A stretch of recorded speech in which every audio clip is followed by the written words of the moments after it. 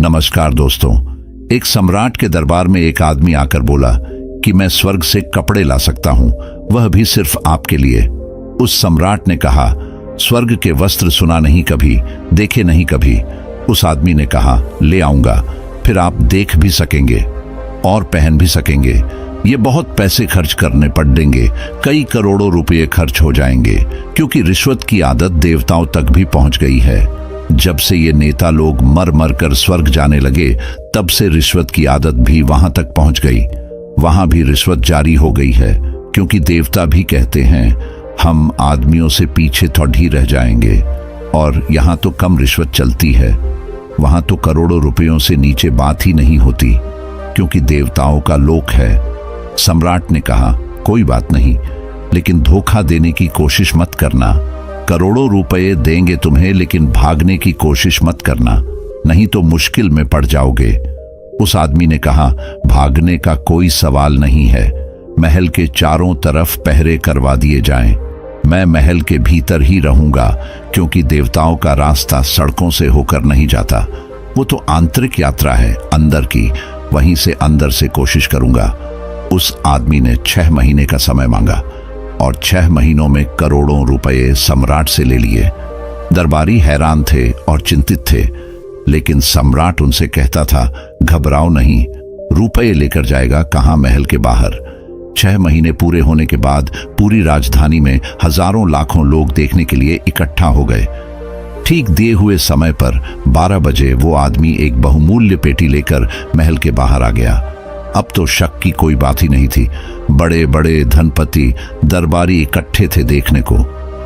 उस आदमी ने पेटी को एक तरफ रखा और कहा, ये लो, ले आया स्वर्ग के वस्त्र, कपड़े। अब आप मेरे पास आ जाइए, मैं देवताओं के वस्त्र दे दूं, आप पहन लें।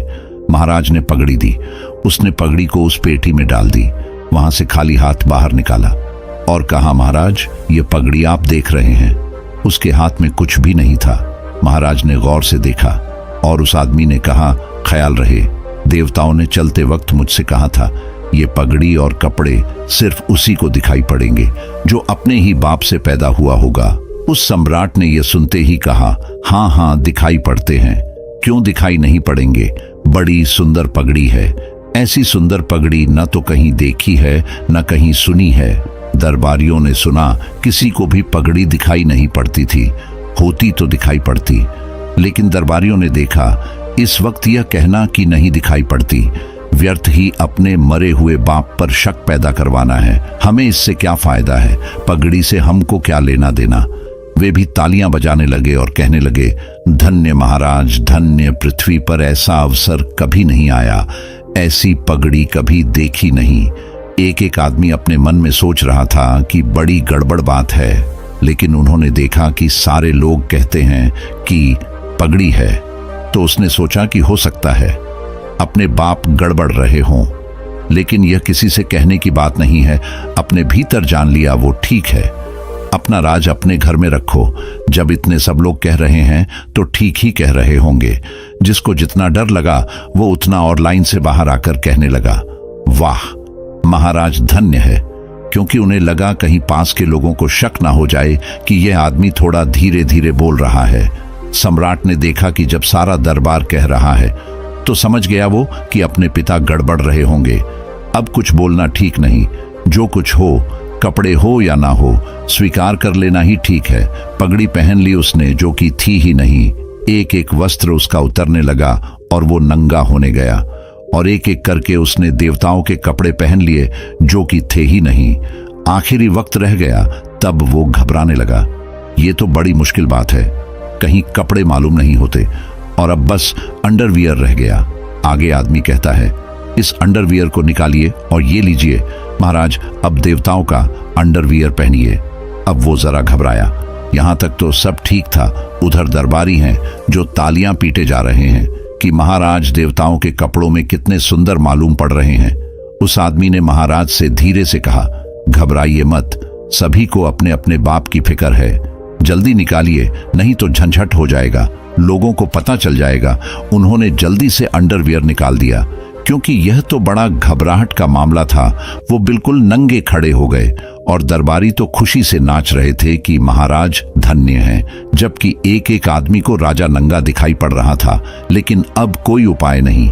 रानी भी देख रही है कि राजा नंगा है, लेकिन कुछ कह नहीं सकते, वो भी तालियां पीट रही हैं। और तब उस आदमी ने कहा कि महाराज, देवताओं ने मुझसे कहा था कि जब यह वस्त्र महाराज पहन लें तो उनकी शोभा यात्रा निकालनी चाहिए। राजधानी में लोग आपकी प्रतीक्षा कर रहे हैं। रास्तों के किनारों पर हजारों लोग खड़े हैं। वो सब कहते हैं कि हम महाराज के दर्शन करेंगे। रथ तैयार है, आप कृपा करके सवार हो जाएं। अब बाहर चलिए। अब महाराज और भी घबराए। अब तक तो कम से कम दरबारी थे, अपने मित्र थे, परिचित थे, घर के लोग थे, और अब ये नया झंझट। उस आदमी ने राजा के कान में कहा, घबराइए मत। आपके रथ के पहले ही एक डुगडुगी पिटती चलेगी और खबर की जाएगी कि ये वस्त्र उसी को दिखाई पड़ेंगे जो अपने ही बाप से पैदा हुए हैं। जैसे ये आदमी भीतर हैं, ठीक वैसे ही बाहर आदमी हैं। सब तरफ एक से बढ़कर एक बेवकूफ आदमी है। आप घबराइए मत। और अगर आपने इनकार किया कि मैं बाहर नहीं जा सकता, तो लोगों को आपके पिता पर शक हो जाएगा। राजा ने कहा, चलो भाई, वैसे भी एक बार इंसान झंझट में पड़ जाए तो कहां निकले, ये बताना बहुत मुश्किल है। जो आदमी झूठ में पहले ही कदम पर रुक जाए तो वो रुक भी सकता है, बच सकता है, लेकिन जो आदमी 10-5 कदम आगे चल जाए उसके लिए बड़ी मुश्किल हो जाती है। लौटना भी मुश्किल और आगे जाना भी मुश्किल। उस बेचारे सम्राट को नंगे जाकर रथ पर खड़ा होना पड़ा। उसके सामने ही डुगडुगी पिटने लगी कि ये वस्त्र महाराज के सुंदर वस्त्र देवताओं के वस्त्र हैं। ये वस्त्र उन्हीं को दिखाई देंगे जो अपने ही बाप से पैदा हुए हों। और सभी को वस्त्र दिखाई पड़ने लगे। एकदम प्रशंसा होने लगी। गांव में खबर तो पहले ही पहुंच गई थी। ये सब लोग तैयार होकर आए थे कि अपने बाप की रक्षा करनी है, और वस्त्र भी देखने थे। वस्त्र तो दिखाई नहीं पड़ते थे, राजा नंगे थे। लेकिन सारा जान समूह कहने लगा कि ऐसे सुंदर वस्त्र सपने में भी नहीं देखे। लेकिन कुछ छोटे बच्चे अपने बाप के कंधों पर चढ़कर आ गए थे। वो अपने बाप से कहने लगे, पिताजी, राजा नंगा है। उनके पिताजी ने कहा, चुप ना, समझ, अभी तेरा ज्ञान कम है, अभी तेरी उम्र कम है। ये बातें अनुभव से आती हैं, बड़ी गहरी बातें हैं। जब मेरी उम्र का हो जाएगा तब अनुभव मिल जाएगा, तब तुझे वस्त्र दिखाई पड़ने लगेंगे। ये बड़े अनुभव से दिखाई पड़ते हैं। जो बच्चे चुप नहीं हुए, उनके बाप ने उनका मुंह बंद करके पीछे खिसक गए, क्योंकि बच्चों का क्या भरोसा आसपास के लोग सुन ले कि उस आदमी के लड़के ने यह क्या कह दिया। ठीक इसी प्रकार हम सब भी हैं। हम सभी हमेशा भीड़ के डर के कारण हम असत्यों को स्वीकार करके बैठे रहते हैं। भीड़ का भय जिसको हम सत्य मानकर बैठे हैं, क्या वह सत्य है या फिर भीड़ का भय है कि चारों तरफ के लोग का कहेंगे। हमारे आसपास के चारों तरफ के लोग जो मानते हैं वही हम भी मानते हैं। एक तरफ आप कहते हैं कि हमें सत्य चाहिए और दूसरी तरफ ये ढोंग। ऐसे लोग सत्य की खोज में कभी नहीं जा सकते जो भीड़ को स्वीकार कर लेते हैं। सत्य की खोज भीड़ से मुक्त होने की खोज है, क्योंकि भीड़ एक दूसरे से भयभीत है।